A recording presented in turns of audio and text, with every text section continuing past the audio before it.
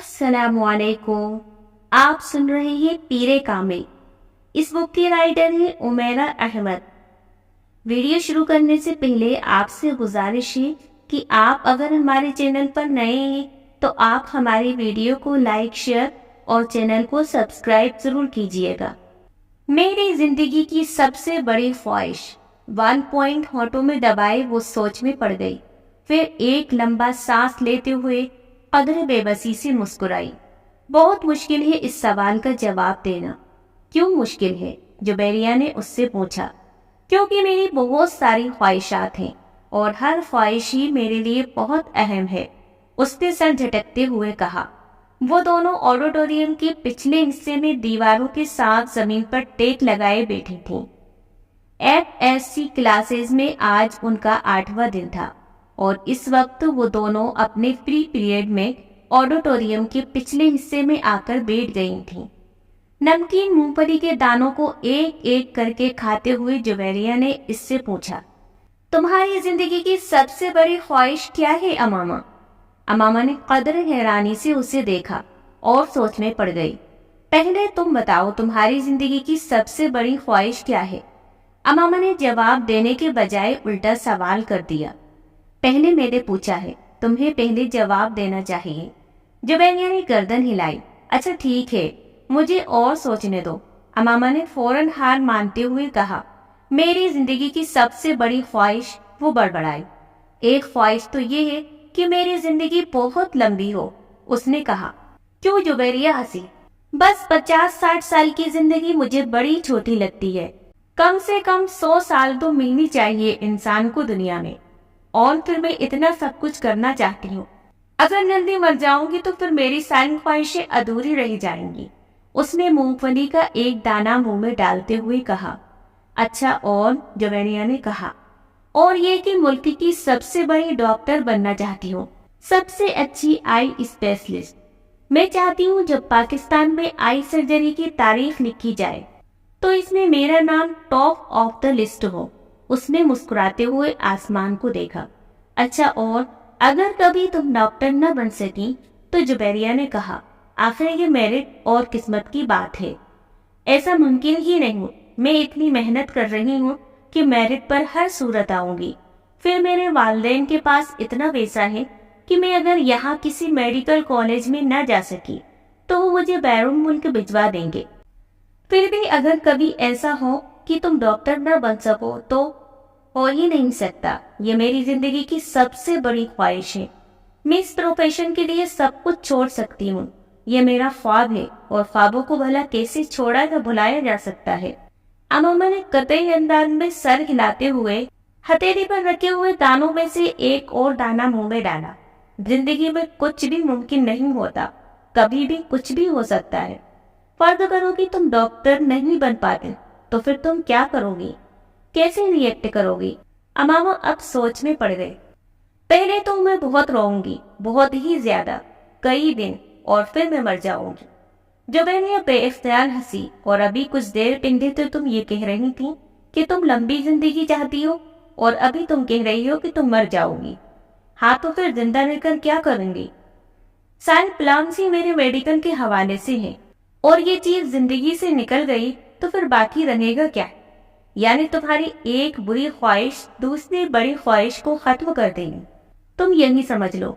تو پھر اس کا مطلب تو یہی ہوا کہ تمہاری سب سے بڑی خواہش ڈاکٹر بننا ہے، لمبی زندگی پانا نہیں، تم کہہ سکتی ہو۔ اچھا اگر تم ڈاکٹر نہ بن سکی تو پھر مرو گی کیسے؟ خودکشی کرو گے یا طبی موت؟ جبیریہ نے بڑی دلچسپی سے پوچھا۔ طبی موت ہی مروں گی، خودکشی تو کر ہی نہیں سکتی، امامہ نے لاپرواہی سے کہا۔ اور اگر تمہیں طبی موت نہ آ سکی تو میرا مطلب ہے جلد نہ آئی تو پھر تو تم ڈاکٹر نہ بننے کے باوجود بھی لمبی زندگی گزارو گی۔ نہیں، مجھے پتا ہے کہ اگر میں ڈاکٹر نہ بنی تو پھر بہت جلد مر جاؤں گی، مجھے اتنا دکھ ہوگا کہ میں تو زندہ رہ ہی نہیں سکوں گی، وہ یقین سے بولی۔ تم جس قدر خوش مزاج ہو، میں کبھی یقین نہیں کر سکتی کہ تم کبھی اتنی دکھی ہو سکتی ہو کہ رو رو کر مر جاؤ، اور وہ بھی صرف اس لیے کہ تم ڈاکٹر نہیں بن سکیں۔ لکس فنی، جویریہ نے اس بار اس کا مذاق اڑانے والے انداز میں کہا۔ تم اب میری بات چھوڑو، اپنی بات کرو. تمہاری زندگی کی سب سے بڑی خواہش کیا ہے؟ امامہ نے موضوع بدلتے ہوئے کہا. رہنے دو. کیوں رہنے دو؟ بتاؤ نا. تمہیں برا لگے گا، جبیریہ نے کچھ ہچکچاتے ہوئے کہا. امامہ نے گردن موڑ کر حیرانی سے اسے دیکھا. مجھے کیوں برا لگے گا؟ جبیریہ خاموش رہی. ایسی کیا بات ہے جو مجھے بری لگے گی؟ امامہ نے اپنا سوال دہرایا. بری لگے گی، جبیریہ نے مدھم آواز میں کہا. آخر تمہاری زندگی کی سب سے بڑی خواہش کا میری زندگی سے کیا تعلق ہے کہ میں اس پر برا مانوں گی؟ امامہ نے اس بار قدرے الجھے ہوئے انداز میں پوچھا. کہیں تمہاری یہ خواہش تو نہیں ہے کہ میں ڈاکٹر نہ بنوں؟ امامہ کو اچانک یاد آیا. جبیریہ ہنسی. نہیں، زندگی صرف ایک ڈاکٹر بن جانے سے کہیں زیادہ اہمیت کی حامل ہوتی ہے. اس نے کچھ فلسفیانہ انداز میں کہا. پہلے بجھانا چھوڑو اور مجھے بتاؤ، امامہ نے کہا. میں وعدہ کرتی ہوں میں برا نہیں مانوں گی. امامہ نے اپنا ہاتھ اس کی طرف بڑھاتے ہوئے کہا. وعدہ کرنے کے باوجود بھی میری بات سننے پر تم بری طرح ناراض ہوگی.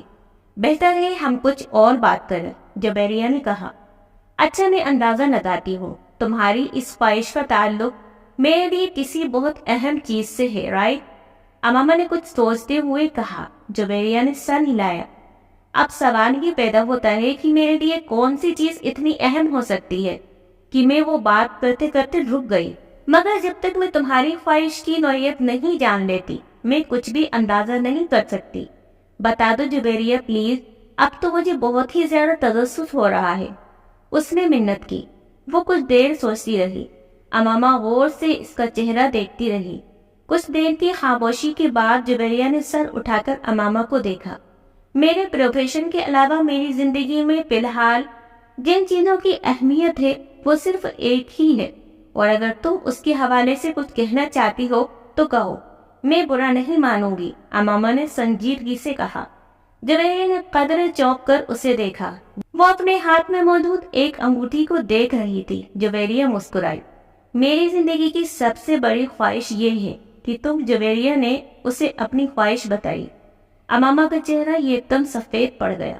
وہ شاکڈ تھی یا حیرت زدہ، جبیریہ اندازہ نہیں کر سکی، مگر اس کے چہرے کے تاثرات یہ ضرور بتا رہے تھے کہ جبیریہ کے منہ سے نکلے ہوئے جملے اس کے ہر اندازے کے برعکس تھے. میں نے تم سے کہا تھا نا برا مانو گی. جبیریہ نے جیسے صفائی پیش کرنے کی کوشش کی، مگر امامہ کچھ کہے بنا اسے دیکھتی رہی. معید حلق کے بل چلاتا ہوا درد سے دوہرا ہو گیا. اس کے دونوں ہاتھ اپنے پیٹ پر تھے. اس کے سامنے کھڑے 12 سالہ لڑکے نے اپنی پھٹی ہوئی ٹی شرٹ کی آستین سے اپنی ناک سے بہتا خون صاف کیا اور ہاتھ میں پکڑتے ہوئے ٹینس ریکٹ کو ایک بار پھر سے پوری طاقت سے معیز کی ٹانگ پر دے مارا. معیز کے حلق سے ایک بار چیخ نکلی اور وہ اس بار سیدھا ہو گیا. کچھ بے یقینی کے عالم میں اس نے خود سے 2 سال چھوٹے بھائی کو دیکھا جو اب بنا کسی لحاظ اور مروت کے اسے اس ریکٹ سے پیٹ رہا تھا جو معیز کچھ دیر پہلے اسے پیٹنے کے لیے لے کر آیا تھا. اس ہفتے میں ان دونوں کے بیچ ہونے والا یہ تیسرا جھگڑا تھا اور تینوں بار جھگڑا شروع کرنے والا اس کا چھوٹا بھائی ہی تھا معیز، اور اس کے تعلقات ہمیشہ ہی ناخوشگوار رہتے تھے. آج بھی یہی ہوا تھا. وہ دونوں اسکول سے اکٹھے واپس آئے تھے اور گاڑی سے اترتے ہوئے اس کے چھوٹے بھائی نے بڑی درستی کے ساتھ پیچھے ڈگی سے اس وقت اپنا بیگ کھینچ کر نکالا جب معیز اپنا بیگ نکال رہا تھا. بیگ کھینچتے ہوئے معیز کے ہاتھ کو بری طرح سے رگڑ آئی. معیز بری طرح تلملایا. تم اندھے ہو چکے ہو. وہ اطمینان سے اپنا بیگ اٹھائے بے نیازی سے اندر جا رہا تھا. معیز کے چلانے پر اس نے پلٹ کر اس کو دیکھا اور لاؤنج کا دروازہ کھول کر اندر چلا گیا. معیز کے تن بدن میں جیسے آگ لگ گئی. وہ تیز قدموں سے اس کے پیچھے اندر چلا آیا. اگر دوبارہ تم نے ایسی حرکت کی تو میں تمہارا ہاتھ توڑ دوں گا. اس کے قریب پہنچتے ہوئے معیز ایک بار پھر دہاڑا. اس نے بیگ کندھے سے اتار کر نیچے رکھ دیا اور دونوں ہاتھ کمر پر رکھ کر کھڑا ہو گیا. نکالوں گا، تم کیا کرو گے؟ ہاتھ توڑ دو گے؟ اتنی ہمت ہے؟ یہ میں تمہیں اس وقت بتاؤں گا جب تم دوبارہ یہ حرکت کرو گے.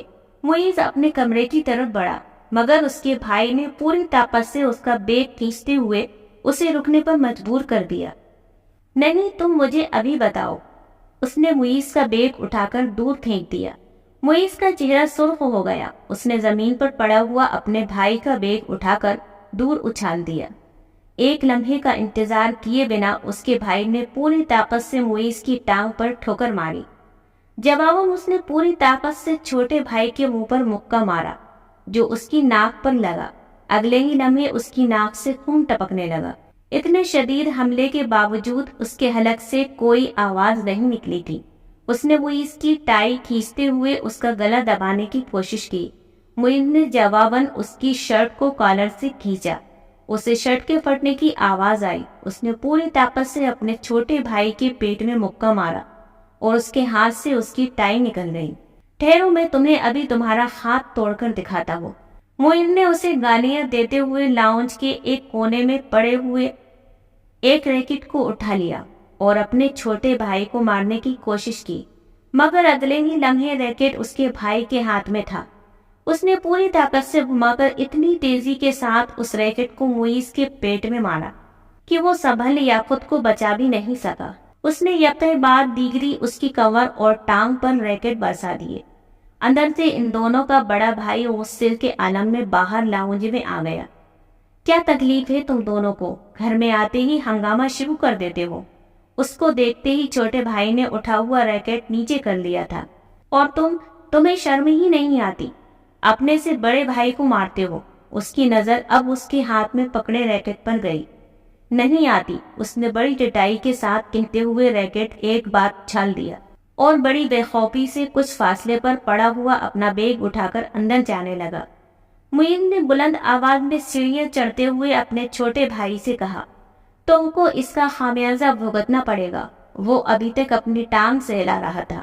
ہاں کیوں نہیں؟ ایک عجیب سی مسکراہٹ کے ساتھ سیڑھیوں کے آخری سرے پر رک کر اس نے معیز سے کہا، اگلی بار تم بیٹ لے کر آنا۔ ٹینس ریکٹ سے کچھ مزہ نہیں آیا، تمہاری کوئی ہڈی نہیں ٹوٹی۔ معیز کو غصہ آ گیا۔ تم اپنی ناک سنبھالو، وہ یقیناً ٹوٹ گئی ہے۔ معیز غصے کے آنند میں سیڑھیوں کو دیکھتا رہا جہاں کچھ دیر پہلے وہ کھڑا تھا۔ مسز سمانتھا رچرڈز نے دوسری رو میں کھڑکی کے ساتھ پہلی کرسی پر بیٹھے ہوئے اس لڑکے کو چوتھی بار گھورا۔ وہ اس وقت بھی بڑی بے نیازی سے کھڑکی سے باہر دیکھنے میں مصروف تھا۔ بیچ بیچ میں وہ باہر سے نظریں ہٹاتا، ایک نظر مسز سمانتھا کو دیکھتا، اس کے بعد پھر اسی طرف باہر جھانکنے لگتا۔ اسلام آباد کے ایک غیر ملکی اسکول میں وہ آج پہلے دن اس کلاس کی بائیولوجی پڑھانے کے لیے آئی تھیں۔ وہ ایک ڈپلومیٹ کی بیوی تھیں اور کچھ دن پہلے ہی اسلام آباد اپنے شوہر کے ساتھ آئی تھیں۔ ٹیچنگ ان کا پروفیشن تھا اور جس ملک میں ان کے شوہر کی پوسٹنگ ہوئی وہ وہاں سفارت خانہ سے منسلک اسکول میں پڑھاتی رہیں۔ اپنے سے پہلے بائیولوجی پڑھانے والی ٹیچر مسز میرین کی اسکیم آف ورک کو ہی جاری رکھتے ہوئے انہوں نے کلاس کے ساتھ کچھ ابتدائی تعارف اور گفتگو کے بعد اور نظام دوران خون کو ڈائیگرام رائٹنگ بورڈ پر بناتے ہوئے اسے سمجھانا شروع کیا۔ ڈائیگرام کی وضاحت کرتے ہوئے انہوں نے اس لڑکے کو کھڑکی سے باہر جھانکتے ہوئے دیکھا۔ پرانی تکنیک کا استعمال کرتے ہوئے اپنی نظریں اس لڑکے پر مرکوز رکھتے ہوئے انہوں نے اچانک بولنا بند کر دیا۔ کلاس میں یکدم خاموشی چھا گئی۔ اس لڑکے نے سر گھما کر اندر دیکھا۔ مسز سمانتھا رچرڈز کی اس کی نظریں ملیں۔ مسز سمانتھا رچرڈز مسکرائیں اور ایک بار پھر انہوں نے اپنا لیکچر شروع کر دیا۔ کچھ دیر تک انہوں نے اسی طرح بولتے ہوئے اپنی نظریں اس لڑکے پر رکھیں جو اب اپنے سامنے پڑی نوٹ بک پر کچھ لکھنے میں مصروف تھا۔ اس کے بعد مسز سمانتھا رچرڈز نے اپنی توجہ کلاس میں موجود دوسرے اسٹوڈنٹ پر مرکوز کر لی۔ ان کا خیال تھا کہ وہ خاصا شرمندہ ہو چکا ہے، دوبارہ باہر نہیں دیکھے گا، مگر صرف 2 منٹ کے بعد انہوں نے اسے ایک بار پھر کھڑکی سے باہر متوجہ دیکھا۔ وہ ایک بار پھر بولتے بولتے خاموش ہو گئیں۔ بلا توقف اس لڑکے نے گردن موڑ کر ان کی طرف دیکھا۔ اس بار مسز سمانتھا رچرڈز مسکرائیں نہیں بلکہ قدر سنجیدگی سے اسے دیکھتے ہوئے ایک بار پھر لیکچر دینا شروع کر دیا۔ کچھ لمحے گزارنے کے بعد انہوں نے رائٹنگ بورڈ کو دیکھنے کے بعد دوبارہ اس لڑکے کو دیکھا تو وہ ایک بار پھر کھڑکی سے باہر کچھ دیکھنے میں مصروف تھا۔ اس بار غیر محسوس طور پر ان کے چہرے پر کچھ ناراضگی نمودار ہوئی۔ اور وہ کچھ جھنجھلاتے ہوئے خاموش ہوئیں۔ ان کے خاموش ہوتے ہی اس لڑکے نے کھڑکی کے باہر سے اپنی نظریں ہٹا کر ان کی طرف دیکھا۔ اس بار اس لڑکے کے ماتھے پر بھی کچھ شکنیں تھیں۔ ایک نظر مسز سمانتھا رچرڈز کو ناگواری سے دیکھ کر وہ ایک بار پھر کھڑکی سے باہر دیکھنے لگا۔ اس کا اندازہ اس قدر توہین آمیز تھا کہ مسز سمانتھا رچرڈز کا چہرہ سرخ ہو گیا۔ سالار، تم کیا دیکھ رہے ہو؟ انہوں نے سختی سے پوچھا۔ نتھنگ، یک لفظی جواب آیا۔ وہ اب چپتی ہوئی نظروں سے انہیں دیکھ رہا تھا۔ تمہیں پتا ہے میں کیا پڑھا رہی ہوں؟ ہوپ سو، اس نے اتنے ریوڈ انداز میں کہا کہ سمانتھا رچرڈز نے یکدم ہاتھ میں پکڑا ہوا مارکر کیپ سے بند کر کے ٹیبل پر پھینک دیا۔ یہ بات ہے تو پھر یہاں آؤ اور یہ ڈائیگرام بنا کر اس کو لیول کرو۔ انہوں نے اسپنج کے ساتھ رائٹنگ بورڈ کو صاف کرتے ہوئے کہا۔ یکے بعد دیگرے لڑکی کے چہرے پر کئی رنگ آئے۔ انہوں نے کلاس میں بیٹھے ہوئے اسٹوڈنٹ کو آپس میں نظروں کا تبادلہ کرتے ہوئے دیکھا۔ وہ لڑکا اب سرد نظروں کے ساتھ سمانتھا رچرڈز کو دیکھ رہا تھا۔ جیسے ہی انہوں نے رائٹنگ بورڈ سے آخری نشان صاف کیا، وہ اپنی کرسی سے ایک جھٹکے سے اٹھا۔ تیز قدموں کے ساتھ اس نے ٹیبل پر پڑا ہوا مارکر اٹھایا اور تیزی کے ساتھ رائٹنگ بورڈ پر ڈائیگرام بنانے لگا۔ پورے 2 منٹ 57 سیکنڈ کے بعد اس نے مارکر پر کیپ لگا کر اسے میز پر اسی انداز میں اچھالا جس انداز میں سمانتھا رچرڈز نے اچھالا تھا، اور سمانتھا رچرڈز کی طرف دیکھے بنا اپنی کرسی پر آ کر بیٹھ گیا۔ مسز رچرڈز نے اسے مارکر اچھالتے یا اپنی کرسی کی طرف جاتے نہیں دیکھا۔ وہ بے یقینی کے عالم میں رائٹنگ بورڈ پر 3 منٹ سے بھی کم وقت میں بنائی جانے والی ڈائیگرام کو دیکھ رہی تھی، جسے بنانے میں انہوں نے 10 منٹ لیے تھے، اور وہ ان کی ڈائیگرام سے زیادہ اچھی تھی۔ وہ کہیں بھی معمولی سی غلطی بھی نہیں ڈھونڈ سکی۔ کچھ خفیف سی ہوتے ہوئے انہوں نے گردن موڑ کر ایک بار پھر اس لڑکے کو دیکھا۔ وہ پھر کھڑکی سے باہر دیکھ رہا تھا۔ وسیم نے تیسری بار دروازے پر دستک دی۔ اس بار اندر سے امامہ کی آواز سنائی دی۔ کون ہے؟ امامہ، میں ہوں، دروازہ کھولو، وسیم نے دروازے سے اپنا ہاتھ ہٹاتے ہوئے کہا۔ اندر خاموشی چھا گئی۔ کچھ دیر بعد دروازے کا لاک کھلنے کی آواز سنائی دی۔ وسیم نے دروازے کے ہینڈل کو گھما کر دروازہ کھول دیا۔ امامہ اس کی جانب پشت کیے اپنے بیٹ کی طرف بڑھی۔ تمہیں اس وقت کیا کام آن پڑا ہے مجھ سے؟ آخر تم نے اتنے جلدی دروازہ کیوں بند کر لیا تھا؟ ابھی تو 10 بجے ہیں۔ وسیم کمرے میں داخل ہوتے ہوئے بولا۔ بس نیند آ رہی تھی مجھے۔ وہ بیڈ پر بیٹھ گئی۔ وسیم اس کا چہرہ دیکھ کر چونک گیا۔ تم رو رہی تھی؟ بے اختیار اس کے منہ سے نکلا۔ امامہ کی آنکھیں سرخ اور سوجی ہوئی تھیں اور وہ اس سے نظریں چرانے کی کوشش کر رہی تھی۔ نہیں، رو نہیں رہی تھی، سر میں درد ہو رہا تھا۔ امامہ نے مسکرانے کی کوشش کی۔ وسیم نے اس کے پاس بیٹھتے ہوئے اس کا ہاتھ پکڑ کر ٹیمپریچر چیک کرنے کی کوشش کی۔ کہیں بخار تو نہیں ہے؟ اس نے کچھ تفتیش بھرے انداز میں کہا اور پھر ہاتھ چھوڑ دیا۔ بخار تو نہیں ہے؟ پھر تم کوئی ٹیبلٹ لے لیتی۔ اچھا تم سو جاؤ، میں باتیں کرنے آیا تھا۔ مگر اب اس حالت میں کیا باتیں کروں گا؟ وسیم نے قدم باہر کی طرف بڑھاتے ہوئے کہا۔ امامہ نے اسے روکنے کی کوشش نہیں کی۔ وہ خود بھی اٹھ کر اس کے پیچھے گئی اور وسیم کے باہر نکلتے ہی اس نے دروازے کو لاک کر دیا۔ بیڈ پر اوندے منہ لیٹ کر اس نے تکیے میں منہ چھپا لیا۔ وہ ایک بار پھر ہچکیوں کے ساتھ رو رہی تھی۔ 13 سال کا وہ لڑکا اس وقت ٹی وی پر میوزک شو دیکھنے میں مصروف تھا جب طیبہ نے اندر جھانکا۔ بے یقینی سے انہوں نے اپنے بیٹے کو دیکھا اور پھر کچھ ناراضگی کے عالم میں اندر چلی آئی۔ یہ کیا ہو رہا ہے؟ انہوں نے اندر آتے ہی کہا۔ ٹی وی دیکھ رہا ہوں، اس نے ٹی وی سے نظریں نہیں ہٹائی۔ ٹی وی دیکھ رہا ہوں، فار گاڈ سیک، تمہیں احساس ہے کہ تمہارے پیپرز ہو رہے ہیں؟ طیبہ نے اس کے سامنے آتے ہوئے کہا۔ So what? اس لڑکے نے اس بار کچھ خفگی سے کہا۔ So what? تمہیں اس وقت اپنے کمرے میں کتابوں کے ساتھ ہونا چاہیے، نہ کہ یہاں اس بیہودہ شو کے سامنے، طیبہ نے ڈانٹا۔ مجھے جتنا پڑھنا تھا میں پڑھ چکا ہوں، آپ سامنے سے ہٹ جائیں۔ اس کے لہجے میں ناگواری آ گئی۔ پھر بھی اٹھو اور اندر آ کر پڑھو، طیبہ نے اسی طرح کھڑے کھڑے اس سے کہا۔ نہ میں یہاں سے اٹھوں گا نہ اندر جا کر پڑھوں گا۔ میری اسٹڈی اور پیپرز میرا مسئلہ ہے، آپ کا نہیں۔ اگر تمہیں اتنی پرواہ ہوتی اسٹڈی کی تو اس وقت تم یہاں بیٹھے ہوتے۔ اس نے طیبہ کے جملوں کو نظر انداز کرتے ہوئے بڑی بدتمیزی کے ساتھ ہاتھ کے اشارے سے کہا۔ آج تمہارے پاپا آ جائیں تو میں ان سے بات کرتی ہوں۔ طیبہ نے اسے دھمکانے کی کوشش کی۔ ابھی بات کر لے کیا ہوگا؟ پاپا کیا کر لیں گے؟ جب میں آپ کو بتا چکا ہوں کہ مجھے جتنی تیاری کرنی ہے میں نے کر لی ہے، تو پھر آپ کو کیا مسئلہ ہے؟ یہ تمہارے سالانہ امتحان ہے، تمہیں احساس ہونا چاہیے اس بات کا۔ طیبہ نے یکدم اپنے لہجے کو نرم کرتے ہوئے کہا، میں کوئی 2-4 سال کا بچہ نہیں ہوں کہ میرے آگے پیچھے پھرنا پڑے آپ کو۔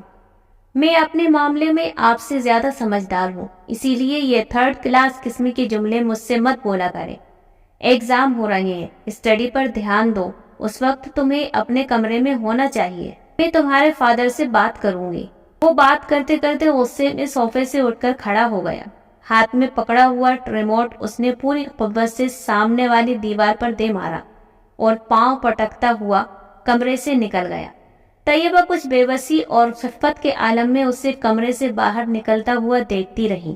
فلومینا فرانسس نے اپنے ہاتھ میں پکڑے پیکٹ میز پر رکھتے ہوئے ایک نظر ہال میں دوڑائی۔ پیپر شروع ہونے میں ابھی 10 منٹ باقی تھے اور ہال میں موجود اسٹوڈنٹ کتابیں، نوٹس اور نوٹ بکس پکڑے تیزی سے پنے آگے پیچھے کرتے ان پر آخری نظر ڈال رہے تھے۔ ان کی جسمانی حرکات سے ان کی پریشانی اور اضطراب کا اظہار ہو رہا تھا۔ فلومینا فرانسس کے لیے یہ ایک بہت معصوم سین تھا۔ پھر ان کی نظریں ہال کے تقریباً بیچ میں بیٹھے ہوئے سالار پر جا ٹھہری۔ 25 اسٹوڈنٹ میں اس وقت وہ واحد اسٹوڈنٹ تھا جو اطمینان سے اپنی کرسی پر ٹانگ رکھے بیٹھا تھا۔ ایک ہاتھ میں اسکیل پکڑے آہستہ آہستہ اسے اپنے جوتے پر مارتے ہوئے وہ اطمینان سے ادھر ادھر دیکھ رہا تھا۔ فلومینا کے لیے یہ سین بھی نیا نہیں تھا۔ اپنے 7 سالہ کیریئر میں انہوں نے پیپرز کے دوران سالار کو اسی بے فکری اور لاپرواہی کا مظاہرہ کرتے ہوئے دیکھا تھا۔ 9:02 پر انہوں نے سالار کے پاس سے گزرتے ہوئے اسے MCQs پر مبنی آبجیکٹو پیپر تھمایا۔ 3 منٹ کے بعد اسے وہ پیپر ان سے لے لینا تھا۔ 9:10 پر انہوں نے سالار کو اپنی کرسی سے کھڑا ہوتے دیکھا۔ اس کے کھڑے ہوتے ہی ہال میں اس سے پیچھے موجود تمام اسٹوڈنٹ نے سر اٹھا کر اسے دیکھا۔ وہ پیپر ہاتھ میں لیے فلومینا فرانسس کی طرف جا رہا تھا۔ فلومینا فرانسس کے لیے یہ بھی نیا سین نہیں تھا۔ وہ پہلے بھی یہی کچھ دیکھتی آئی تھی۔ 30 منٹ میں حل کیا جانے والا پیپر وہ 8 منٹ میں حل کر کے ان کے سر پر کھڑا تھا۔ پیپر کو دوبارہ دیکھ لو، انہوں نے یہ جملہ اس سے نہیں کہا۔ وہ جانتی تھی کہ اس کا جواب کیا ہوگا۔ میں دیکھ چکا ہوں۔ وہ اگر اسے ایک بار پھر پیپر دیکھنے پر مجبور کرتی تو وہ ہمیشہ کی طرح پیپر لے کر اپنی کرسی کے ہتھے پر رکھ کر یا بازو سینے پر لپیٹ کر بیٹھ جاتا۔ انہیں یاد نہیں تھا کبھی اس نے ان کے کہنے پر پیپر دوبارہ چیک کیا ہو، اور وہ تسلیم کرتی تھی کہ اسے اس کی ضرورت بھی نہیں تھی۔ اس کے پیپر میں کسی بھی ایک غلطی کو ڈھونڈنا بہت مشکل کام تھا۔ انہوں نے ایک ہلکی سی مسکراہٹ کے ساتھ اس کے ہاتھ سے پیپر پکڑ لیا۔ تم جانتے ہو سالار، میری زندگی کی سب سے بڑی تمنا کیا ہے؟ انہوں نے پیپر پر نظر ڈالتے ہوئے کہا کہ میں تمہیں 30 منٹ کا پیپر 30 منٹ کے بعد سبمٹ کرواتے ہوئے دیکھوں۔ وہ ان کی بات پر مسکرایا۔ آپ کی یہ خواہش اس صورت میں پوری ہو سکتی ہے میم، اگر میں یہ پیپر 150 سال کی عمر میں حل کرنے بیٹھوں۔ نہیں، میرا خیال ہے 150 سال کی عمر میں تم یہ پیپر 10 منٹ میں کرو گے۔ اس بار وہ ہنسا اور واپس مڑ گیا۔ فلومینا فرانسس نے ایک نظر اس کے پیپر کے الٹ پلٹ کر دیکھا۔ ایک سرسری سی نظر بھی انہیں یہ بتانے کے لیے کافی تھی کہ وہ اس پیپر میں کتنے نمبر گوائے گا۔ 0۔ سلمہ نے اپنی بیٹی کے ہاتھ میں گفٹ پیپر میں لپٹے ہوئے پیکٹ کو حیرانی سے دیکھا۔ یہ کیا ہے ماما؟ تم تو مارکیٹ گئی تھی، شاید کچھ کتابیں لینی تھی تمہیں؟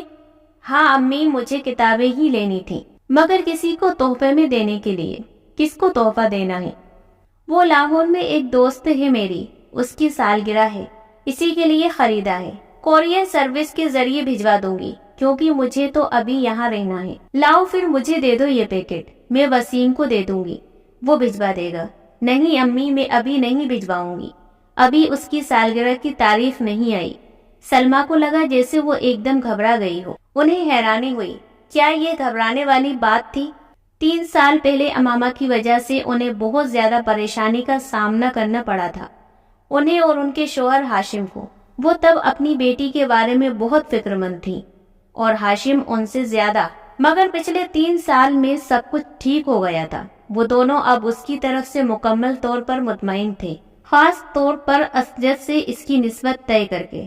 وہ جانتی تھی امامہ اسجد کو پسند کرتی ہے، اور پھر وہی نہیں، اسجد کو کوئی بھی پسند کر سکتا تھا۔ وہ ہر لحاظ سے ایک اچھا لڑکا تھا۔ وہ یہ بھی جانتی تھی کہ وہ اسجد سے نسبت طے ہونے پر بہت خوش ہوئی تھی۔ اسجد اور اس کے بیچ پہلے بھی خاصی دوستی اور بے تکلفی تھی، مگر بعض دفعہ انہیں لگتا جیسے وہ وقت گزارنے کے ساتھ ساتھ بہت چپ ہوتی جا رہی ہے۔ وہ پہلے ایسی نہیں تھی، مگر اب وہ اسکول جانے والی بچی بھی تو نہیں رہی۔ میڈیکل کالج کی اسٹوڈنٹ ہے، پھر وقت بھی کہاں ہوتا ہے اس کے پاس۔ سلمہ ہمیشہ خود کو تسلی دے لیتی۔ وہ ان کی سب سے چھوٹی بیٹی تھی۔ بڑی دونوں بیٹیوں کی وہ شادی کر چکی تھی، ایک بیٹے کی بھی شادی کر چکی تھی، جبکہ 2 بیٹے اور امامہ غیر شادی شدہ تھے۔ اچھا ہی ہے کہ یہ سنجیدہ ہوتی جا رہی ہے۔ لڑکیوں کے لیے سنجیدگی اچھی ہوتی ہے۔ انہیں جتنی جلدی اپنی ذمہ داریوں کا احساس ہو جائے اتنا ہی اچھا ہے۔ سلمہ نے ایک گہری سانس لیتے ہوئے امامہ سے نظریں ہٹا لیں۔ وہ چھٹیوں میں گھر آئی ہوئی تھی اور جتنے دن وہ یہاں رہتی ان کی نظریں اسی طرح اس پر مرکوز رہتی۔ پتہ نہیں یہ ساجد کہاں رہ گیا ہے، جو بھی کام اس کے ذمے لگاؤ بس بھول ہی جاؤ۔ انہیں اچانک اپنے ملازم کا خیال آیا جس کے پیچھے وہ لاؤنج میں آئی تھیں۔ بڑبڑاتے ہوئے وہ لاؤنج سے گئیں۔